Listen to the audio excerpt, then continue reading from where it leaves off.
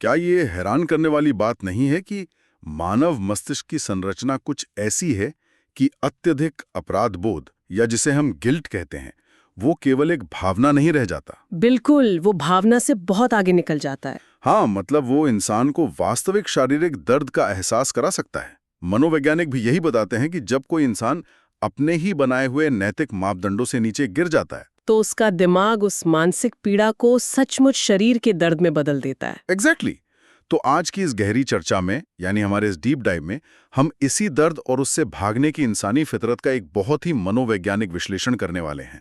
हमारी चर्चा के केंद्र में है खालिद हुसैनी का बेहद मशहूर उपन्यास द काइट रनर। बहुत ही बेहतरीन किताब है। बिल्कुल। और देखिए, हम ये नहीं देखने वाले कि इस कहानी में ऊपर ऊपर से क्या हुआ, बल्कि हम ये डिकोड करेंगे कि जो हुआ उसके पीछे का असली मनोविज्ञान क्या था। यही हमारा आज का मुख्य मिशन भी है। हाँ, तो चलिए इसे थोड़ा खोलकर समझते हैं।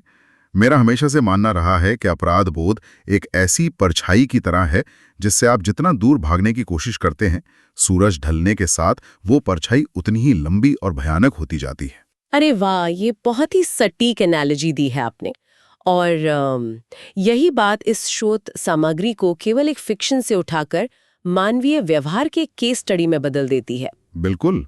मतलब इस कहानी को अक्सर अफगानिस्तान के बदलते राजनीतिक दौर या बस दो लड़कों की दोस्ती के रूप में देखा जाता है, लेकिन अगर मनोवैज्ञानिक दृष्टिकोण से देखें तो ये संज्ञानात्मक असंगति यानी कॉग्निटिव डिसोनेंस का एक सजीव दस्तावेज है। कॉग्निटिव डिसोनेंस, इसे थोड़ा आसान भाषा में समझाएंगे? हाँ, जरूर। देखिए, ये दिखाती है कि जब किसी इंसान की खुद की छवि कि मैं एक अच्छा इंसान हूँ, उसके अपने ही एक कायरतापूर्ण कृत्य से टकराती है, तो दिमाग उस सच को कैसे तोड़ मरोड़ कर पेश करने की कोशिश करता है। मतलब इंसान खुद से ही झूठ बोलने लगता है। गिल्ट की नींव पड़ी। हम बात कर रहे हैं 1970 के दशक के शांतिपूर्ण काबुल की, जहाँ सब कुछ काफी अलग था। हाँ, जो लोग इस कहानी से वाकिफ हैं वे जानते हैं कि ये अमीर और हसन नाम के दो बच्चों के इर्द गिर्द घूमती है। अमीर एक रईस पश्तून खानदान का बेटा है और हसन उसी घर के नौकर का बेटा, जो कि हजारा समुदाय से है। एग्जैक्टली। दोनों एक ही छत के नीचे पले बड़े हैं और पतंगबाजी के जुनून ने उन्हें जोड़े रखा है। और हसन की वफादारी का स्तर देखिए, वो अमीर के लिए कटी हुई पतंग पकड़ने मीलों दौड़ सकता है। उसका वो मशहूर संवाद तो सबको याद ही होगा, तुम्हारे लिए 1000 बार भी। बहुत ही भावुक लाइन है वो, है ना? अक्सर लोग इसे बचपन की एक निस्वार्थ और खूबसूरत दोस्ती के रूप में देखते हैं, लेकिन सच कहूं तो मुझे इस दोस्ती के विचार से ही गहरी आपत्ति है। अच्छा, आपत्ति क्यों? मेरा मतलब है बचपन की मासूमियत में तो अक्सर वर्ग भेद या क्लास डिवाइड का एहसास बच्चों को नहीं होता। यही तो मुझे लगता है कि हम कहानी को बहुत आदर्शवादी नजरिए से देख रहे हैं। मुझे नहीं लगता कि ये एक समान दोस्ती कभी थी ही नहीं। तो आपके हिसाब से ये क्या था? ये पूरी तरह से एक मालिक और नौकर के बीच का शक्ति असंतुलन था, एक पावर डायनामिक। अमीर को हर पल ये एहसास था कि वो मालिक है। वो हसन के अनपढ़ होने का मजाक उड़ाता था, उसे शब्दों के गलत मतलब बताता था मजे लेने के लिए। हाँ, वो उसे अपने से कमतर महसूस कराता था। बिल्कुल। अमीर अपनी शर्तों पर हसन का इस्तेमाल एक खिलौने या एक वफादार कुत्ते की तरह करता था। दोस्ती बराबरी में होती है, लेकिन यहाँ हसन की वफादारी दरअसल सदियों से चली आ रही सामाजिक गुलामी का ही एक रूप थी, जिसे उसने अनजाने में अपना लिया था। क्या हम इसे सच में दोस्ती कह सकते हैं? देखिए, मैं यहाँ आपसे पूरी तरह सहमत नहीं हूँ। अच्छा। हाँ, क्योंकि इसे महज एक शोषक और शोषित का रिश्ता कहना स्थिति का अति सरलीकरण होगा। बचपन में भावनाएं बहुत जटिल होती हैं। यहाँ सबसे रोचक बात यह है कि अमीर के भीतर अपने सामाजिक रुतबे का अहंकार तो था, लेकिन उसी के साथ वो हसन से गहराई से जुड़ा भी हुआ था। मतलब एक अजीब सा लव हेट रिलेशनशिप। कुछ वैसा ही। समस्या ये नहीं थी कि अमीर हसन को दोस्त नहीं मानता था। असली समस्या ये थी कि अमीर को अपने पिता का प्यार और ध्यान नहीं मिल रहा था। मनोविज्ञान में इसे अटैचमेंट थ्योरी के जरिए बहुत अच्छे से समझा जा सकता है। तो ये असुरक्षा की भावना थी? एग्जैक्टली। अमीर के पिता बाबा हसन की बहादुरी की हमेशा तारीफ करते थे। ये बात अमीर को अंदर ही अंदर बहुत असुरक्षित बनाती थी। इसलिए अमीर हसन को नीचा दिखाकर खुद को श्रेष्ठ साबित करने की कोशिश करता था। अब समझ में आ रहा है। ये सिर्फ क्लास डायनामिक नहीं था, ये एक असुरक्षित बच्चे की अपने पिता का प्यार पाने की हताश कोशिश थी। और रही बात हसन की वफादारी की, वो गुलामी नहीं थी, वो उस बच्चे का पूर्ण समर्पण था जिसने समाज की क्रूरता को अभी तक समझा ही नहीं था। पॉइंट है। लेकिन जब वो क्रूरता सामने आती है तो अमीर का असली चेहरा भी सामने आ जाता है। वो दिन जिसने सब कुछ तबाह कर दिया, काबुल का वो मशहूर पतंगबाजी टूर्नामेंट। वो दिन कहानी का सबसे बड़ा टर्निंग पॉइंट है। बिल्कुल। अमीर वो टूर्नामेंट जीत जाता है और उसे लगता है कि ये अपने पिता का प्यार जीतने का सबसे बड़ा मौका है। हसन हमेशा की तरह आखिरी कटी पतंग पकड़ने जाता है, लेकिन एक सुनसान गली में कुछ क्रूर लड़के हसन को घेर लेते हैं। और उसके बाद जो होता है वो बहुत ही दर्दनाक है। बहुत ज्यादा। और फिर जो भयानक घटना घटती है, अमीर उसे बस छुपकर देखता रहता है। वो हसन को बचाने आगे नहीं आता। लोग अक्सर इसे फ्रीज रिस्पॉन्स कहते हैं कि डर के मारे इंसान सुन पड़ जाता है। हाँ, बाईस्टैंडर इफेक्ट भी कहा जाता है इसे। हाँ वही। लेकिन मेरी नजर में अमीर की कायरता उसका सबसे बड़ा गुनाह नहीं था। डरना इंसानी फितरत है। तो फिर आपके अनुसार उसका सबसे बड़ा गुनाह क्या था? उसका गुनाह वो था जो उसने उस घटना के बाद किया। अमीर ने जानबूझकर अपनी चुराई हुई घड़ी और पैसे हसन के गद्दे के नीचे रख दिए। वो कवर अप। एग्जैक्टली। उसने एक बेकसूर इंसान पर, और वो भी उस व्यक्ति पर जिसने अभी अभी उसके लिए अपनी जान जोखिम में डाली थी, चोरी का झूठा आरोप लगाया, सिर्फ इसलिए ताकि हसन को घर से निकाला जा सके। ये कोई फ्रीज रिस्पॉन्स नहीं था। नहीं, वो तो एक सोचा समझा कदम था। हाँ, ये एक सोची समझी साजिश थी, एक कवर अप क्राइम। अपनी एक गलती और कायरता को छुपाने के लिए एक इंसान की पूरी जिंदगी बर्बाद कर देना, ये तो मुझे किसी सोशियोपैथ के लक्षण लगते हैं।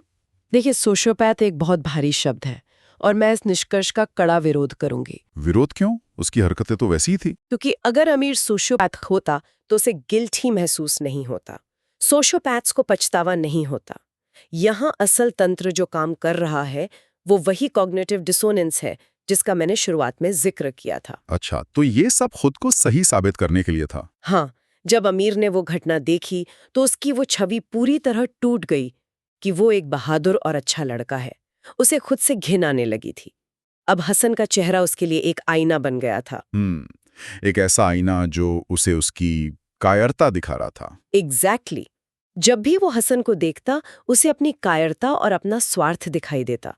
मनोवैज्ञानिक रूप से इंसान अक्सर उस चीज को नष्ट कर देना चाहता है जो उसे उसकी अपनी कमियों की याद दिलाती है। यानी आप कह रही हैं कि अमीर ने हसन को इसलिए नहीं फंसाया क्योंकि वो हसन का बुरा चाहता था या उससे नफरत करता था? नहीं, बिल्कुल नहीं। बल्कि इसलिए फंसाया क्योंकि वो उस आईने को तोड़ना चाहता था जो उसे उसकी असलियत दिखा रहा था। ठीक यही बात है। ये एक कवर अप क्राइम जरूर था, लेकिन ये कानून से बचने के लिए नहीं बल्कि खुद की नजरों से बचने के लिए था। अमीर अपने ही दिमाग में चल रहे युद्ध को शांत करना चाहता था। सेंस बनता है। उसे लगा कि अगर हसन घर से चला जाएगा तो वो घटना भी इतिहास बन जाएगी। ये इंसानी फितरत का एक बहुत ही स्याह पहलू है।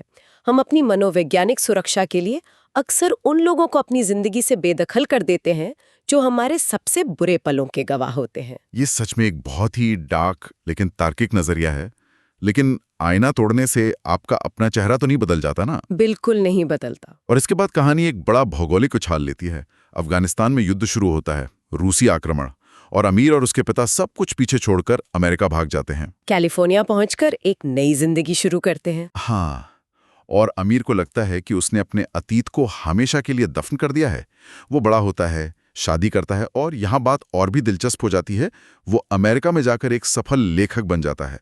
इसमें दिलचस्प क्या है? ये तो उसका शौक था ही बचपन से। मुझे ये व्यक्तिगत रूप से बहुत विडंबनापूर्ण लगता है, एक आयरनी लगती है। आपको इसमें विडंबना क्यों नजर आती है?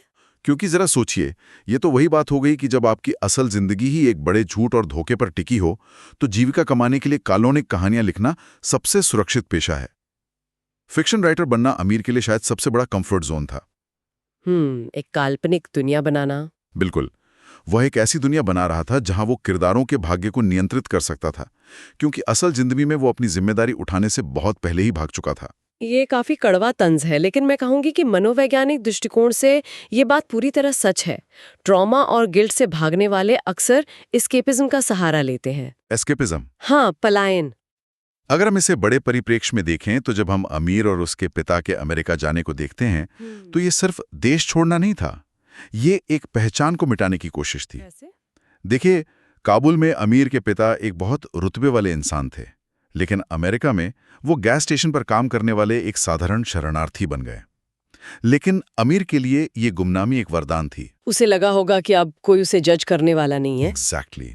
उसे लगा कि भूगोल बदलने से उसका ज़मीर भी बदल जाएगा। भौगोलिक दूरी और मानसिक दूरी के बीच उसे फर्क समझ नहीं आया। लेकिन दुनिया बदलती है, अतीत नहीं बदलता। सूटकेस में आपके कपड़े आते हैं और दिमाग में अतीत। आप स्मृतियों का वीजा निरस्त नहीं कर सकते। बहुत गहरी बात कही आपने, और यही बात साल 2001 में साबित हो जाती है, जब अमेरिका की उस सुरक्षित लेकिन खोखली जिंदगी में एक दिन अमीर को पाकिस्तान से फोन आता है। रहीम खान का फोन। हाँ, उसके पिता के पुराने दोस्त रहीम खान। वो बीमार हैं, लेकिन वो फोन सिर्फ अपनी सेहत बताने के लिए नहीं करते। वो एक ऐसा वाक्य बोलते हैं जो अतीत के सारे बंद दरवाजे एक झटके में खोल देता है। वो वाक्य पूरी कहानी का सार है। बिल्कुल। वो कहते हैं, यहाँ एक बार फिर से अच्छे बनने का रास्ता है। अच्छे बनने का रास्ता, ये वाक्य बहुत ही गहराई से गढ़ा गया है। रहीम खान ये नहीं कहते कि आकर अपनी गलती सुधारो, वो कहते हैं अच्छे बनने का रास्ता। मतलब वो जानते थे कि अमीर खुद को कैसा मानता है। हाँ, ये दर्शाता है कि रहीम खान जानते थे कि अमीर अपनी नजरों में कितना गिर चुका है। लेकिन जब अमीर पाकिस्तान पहुंचता है तो जो सच सामने आता है वो पूरी कहानी के परिप्रेक्ष्य को ही पलट कर रख देता है। वो सच वास्तव में जमीन खिसका देने वाला है। रहीम खान बताते हैं कि हसन सिर्फ एक नौकर का बेटा नहीं था, वो अमीर का सौतेला भाई था। सबसे बड़ा खुलासा। हाँ, अमीर के पिता ने अपने नौकर की पत्नी के साथ संबंध रखे थे और हसन उन्हीं का बेटा था। उन्होंने ये राज समाज के डर से जीवन भर छुपाए रखा। और साथ ही ये भी पता चलता है कि तालिबान ने हसन और उसकी पत्नी की हत्या कर दी है। और उनका छोटा बेटा सोहराब। हाँ, सोहराब अब काबुल के एक अनाथ आश्रम में फंसा हुआ है। अब इस मोड़ पर आकर मेरा एक बहुत ही संशयवादी सवाल है। पूछिए, क्या सवाल है? देखिए, जब अमीर को पहली बार सोहराब को बचाने के लिए काबुल जाने को कहा जाता है तो वो साफ मना कर देता है। वो बुरी तरह डर जाता है। हाँ, उसका पहला रिएक्शन भागने का ही होता है। लेकिन जैसे ही उसे पता चलता है कि हसन उसका भाई था, उसके अंदर अचानक एक जिम्मेदारी का भाव जाग जाता है। क्या ये अपने आप में पाखंड नहीं है? पाखंड कैसे? मतलब अगर रहीम खान ये राज नहीं खोलते और हसन सिर्फ एक नौकर ही रहता, तो क्या अमीर सोहराब को बचाने वापस जाता? मुझे लगता है कि खून का रिश्ता पता चलने के बाद ही अमीर का गिल्ट इतना भारी हुआ कि उसे कदम उठाना पड़ा। ये एक बहुत ही वाजिब और छुपता हुआ सवाल है, और अगर हम इसे सतही तौर पर देखें तो ऐसा ही लगता है कि खून के रिश्ते ने उसे मजबूर किया। वही तो। लेकिन अगर हम इसके पीछे के तंत्र को गहराई से समझें तो बात सिर्फ खून की नहीं थी। बात उस सिस्टमिक हिपोक्रेसी या संस्थागत पाखंड के टूटने की थी। मतलब अमीर के पिता का पाखंड? हाँ, अमीर जीवन भर अपने पिता को एक आदर्श मानता था, एक ऐसा आदमी जो झूठ से नफरत करता था। जब उसे पिता का सच पता चला तो उसे एहसास हुआ कि जिस पाखंड के तहत उसने हसन को धोखा दिया था वो वास्तव में उसे अपने पिता से ही विरासत में मिला था। विरासत में मिला पाखंड?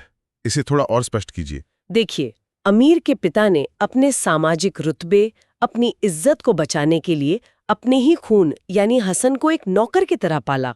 उन्होंने समाज के सामने सच बोलने की हिम्मत नहीं दिखाई। वो भी डर गए थे। ठीक इसी तरह अमीर ने भी समाज के सामने या अपने पिता के सामने ये स्वीकार करने की हिम्मत नहीं दिखाई कि वो कायर है, और उसने हसन को पिटते हुए देखा। उसने भी अपनी इज्जत बचाने के लिए हसन की बलि चढ़ा दी। बाप रे, ये समानता तो मैंने सोची ही नहीं थी। जब अमीर को ये समानता समझ में आई तो उसे लगा कि उसकी पूरी जिंदगी, उसके पिता के सिद्धांत, सब कुछ एक बहुत बड़े झूठ पर आधारित था। ये जनरेशनल ट्रॉमा था, यानी पीढ़ी दर पीढ़ी चलने वाला धोखे का चक्र। तो अमीर उस चक्र को तोड़ना चाहता था। बिल्कुल। अमीर सोहराब को बचाने सिर्फ इसलिए नहीं गया क्योंकि वो उसका भतीजा था, वो इसलिए गया क्योंकि उसे अपने पिता के बनाए हुए इस धोखे के चक्र को तोड़ना था। ये उसकी अपनी पहचान को फिर से परिभाषित करने की लड़ाई थी। ये विश्लेषण वाकई कई परतों को खोलता है। यानी ये सिर्फ एक भाई की दूसरे भाई के प्रति जिम्मेदारी नहीं थी, ये एक इंसान की अपने अस्तित्व के खोखलेपन के खिलाफ बगावत थी। सही कहा। और यही बगावत अमीर को सीधे मौत के मुंह में, यानी 2001 के तालिबान नियंत्रित काबुल में ले जाती है। यहाँ कहानी अपने सबसे हिंसक और सबसे जरूरी चरम यानी क्लाइमैक्स पर पहुंचती है, जहां उसे अपने सबसे बड़े डर का सामना करना है। हाँ, अमीर सोहराब को ढूंढते हुए उसी इंसान के सामने पहुंच जाता है जिसने बचपन में हसन के साथ वो दरिंदगी की थी, आसिफ। आसिफ अब तालिबान का एक ताकतवर कमांडर है और सोराब उसी के कब्जे में है। और यहाँ नियति एक पूरा चक्र पूरा करती है। वही कमरा, वही आसिफ और वही अमीर। बस इस बार दांव पर हसन नहीं बल्कि उसका बेटा है। और जब आसिफ और अमीर का आमना सामना होता है तो आसिफ सोराब को छोड़ने के बदले अमीर को एक शर्त देता है कि उन दोनों के बीच एक लड़ाई होगी। जो कि असल में कोई लड़ाई नहीं थी। नहीं, वो एक तरफा कत्लेआम था।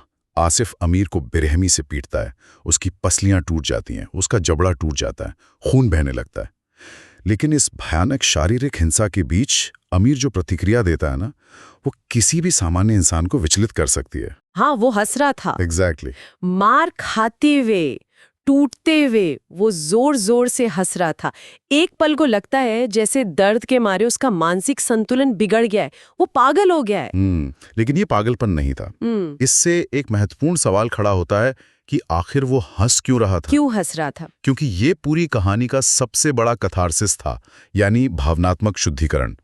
याद कीजिए, हमने शुरुआत में बात की थी कि कैसे अत्यधिक गिल्ट शारीरिक दर्द की मांग करता है। हाँ, कि ये दिमाग मानसिक पीड़ा को शारीरिक दर्द में बदल देता है। बिल्कुल। अमीर दशकों से उस सजा का इंतजार कर रहा था। जब आसिफ उसे पीट रहा था तो हर मुक्का, हर टूटी हड्डी के साथ अमीर का वो खाता चुकता हो रहा था जो उसने 1970s के दशक में काबुल की उस सुनसान गली में खोला था। मतलब वो अपना उधार चुका रहा था। हाँ, उसने हसन को शारीरिक पीड़ा सहते हुए देखा था और खुद सुरक्षित बचा रहा था। अब वही शारीरिक पीड़ा उसके लिए एक प्रायश्चित बन रही थी। वो हंस इसलिए रहा था क्योंकि पहली बार इतने सालों में वो मानसिक रूप से स्वतंत्र महसूस कर रहा था। शरीर टूट रहा था लेकिन आत्मा आजाद हो रही थी। तो इस सब का मतलब क्या है? ये बात सच में सोचने पर मजबूर कर देती है कि हम अपने दिमाग में जो कैदखाने बनाते हैं, उनकी दीवारें दुनिया की किसी भी जेल से ज्यादा मजबूत होती हैं। दर्द का ही दवा बन जाना, ये विरोधाभासी इस कहानी की असली ताकत है। बिल्कुल सही कहा आपने। इसके बाद अमीर सोहराब को बचाकर अमेरिका ले आता है, लेकिन सोहराब जो कुछ सह चुका था उसके कारण वो पूरी तरह से खामोश हो जाता है। वो एक जिंदा लाश की तरह हो जाता है। उसका ट्रॉमा बहुत गहरा था। हाँ, और फिर कैलिफोर्निया के एक पार्क में वो दृश्य आता है जो इस डीप ड्राइव के सभी बिखरे हुए धागों को समेट लेता है। वो पतंगबाजी का दृश्य जो काबुल से शुरू हुआ था वो कैलिफोर्निया में खत्म होता है। बिल्कुल। कुछ अफगानी लोग पार्क में पतंग उड़ा रहे होते हैं। अमीर एक पतंग खरीदता है और सोहराब के साथ उड़ाने लगता है। पतंगबाजी की पुरानी कला उसके हाथों में फिर से जीवित हो उठती है। और जब अमीर एक पतंग काटता है तो इतने सालों में पहली बार सोहराब के चेहरे पर एक बहुत ही हल्की सी आधी अधूरी मुस्कान आती है। वो मुस्कान एक उम्मीद थी। हाँ, और उसी पल अमीर उस कटी हुई पतंग को पकड़ने के लिए दौड़ पड़ता है। पीछे मुड़कर वो सोहराब को देखता और कहता है, तुम्हारे लिए 1000 बार भी। ये दृश्य हर बार अंदर तक झकझोर देता है। भूमिकाओं का ये उलटफेर देखिए। Role reversal. हाँ, जो अमीर कभी मालिक था, जो सिर्फ हुक्म देना जानता था, आज वह एक टूटे हुए बच्चे के लिए काइट रनर बन गया है। और ये केवल एक भावुक अंत नहीं है, ये इस बात का प्रमाण है कि प्रायश्चित कभी भी एक वन टाइम इवेंट नहीं होता। आप एक बार मार खाकर या किसी की जान बचाकर हमेशा के लिए मुक्त नहीं हो जाते। मतलब ये एक जीवन भर चलने वाली प्रक्रिया है। एग्जैक्टली। तुम्हारे लिए 1000 बार भी कहना इस बात की स्वीकृति है कि अमीर अब अपनी पूरी जिंदगी उस बच्चे की सेवा और उसके प्रति समर्पण में बिताने को तैयार है। उसने अपने भीतर के उस कायर मालिक को मार दिया है और अब वो स्वेच्छा से एक सेवक की भूमिका अपना रहा है। हाँ, नॉट आउट ऑफ गिल्ट बल्कि प्रेम और असली जिम्मेदारी के एहसास से। ये चर्चा इस बात को बहुत स्पष्ट रूप से स्थापित करती है कि एक इंसान की पहचान उसकी गलतियों से तय नहीं होती, बल्कि इस बात से तय होती है कि वो उन गलतियों के बाद क्या चुनता है। बिल्कुल। अतीत से भागना व्यर्थ है, क्योंकि अतीत हमारे भीतर सांस लेता है। जब तक हम उसका सामना नहीं करते, तब तक हम चाहे कितनी भी सफल जिंदगी जी लें, अंदर से हम हमेशा खोखले ही रहेंगे। हम सभी यह महसूस करते हैं कि बिना प्रायश्चित के सच्ची शांति नहीं मिल सकती। इस कहानी का मनोविज्ञान हमें यही सिखाता है कि डरना स्वाभाविक है, लेकिन उस डर के आगे घुटने टेककर किसी बेकसूर को अपनी ढाल बनाना अपराध है, और यदि वो अपराध हो जाए तो उसके सुधार का रास्ता अत्यंत पीड़ादायक होता है। कोई शॉर्टकट नहीं है। आग से होकर गुजरना ही पड़ता है। हाँ, सच्ची मुक्ति उस आग से गुजरकर ही मिलती है जहां से भागकर इंसान ने अपनी जान बचाई थी। जानकारी और कहानियां सिर्फ मनोरंजन के लिए नहीं होती, वे हमें इंसानियत के उस अंधेरे कोने में झांकने का मौका देती हैं जहां हम अक्सर जाने से डरते हैं। बिल्कुल। इस चर्चा ने गिल्ट और रिडेम्पशन के पूरे ढांचे को बहुत ही वैज्ञानिक और दार्शनिक तरीके से खोलकर रख दिया है। अब इस डीप डाइव को समाप्त करने से पहले मैं एक ऐसा विचार छोड़ना चाहता हूं जिस पर गंभीरता से सोचने की जरूरत है। बताइए। देखिए, हमने देखा कि अमीर को प्रायश्चित के रास्ते पर धकेलने के लिए रहीम खान का वो फोन कॉल एक ट्रिगर बना। जरा सोचिए, अगर रहीम खान ने कभी वो फोन नहीं किया होता तो? ये तो सोचने वाली बात है। अगर अतीत का वो दरवाजा किसी बाहरी व्यक्ति ने नहीं खटखटाया होता तो क्या अमीर एक सफल लेकिन अंदर से खोखले इंसान के रूप में ही मर जाता? शायद हाँ। क्या अमीर के भीतर इतनी नैतिक शक्ति थी कि वो खुद कभी वापस जाता? ये एक बहुत ही बेचैन करने वाला सवाल है कि क्या सच्ची मुक्ति इंसान केवल अपने भीतर से ढूंढ सकता है, या फिर हम इंसानों को अपनी गलतियां सुधारने के लिए हमेशा किसी ऐसे बाहरी व्यक्ति के धक्के की जरूरत होती है जो हमारे अतीत के सबसे घिनौने राज जानता हो? बहुत ही गहरा सवाल है। क्या बिना पकड़े जाने के डर के कोई इंसान सच में बदलना चाहता है? इस विचार के साथ आपको छोड़ते हैं। विचार जरूर कीजिएगा।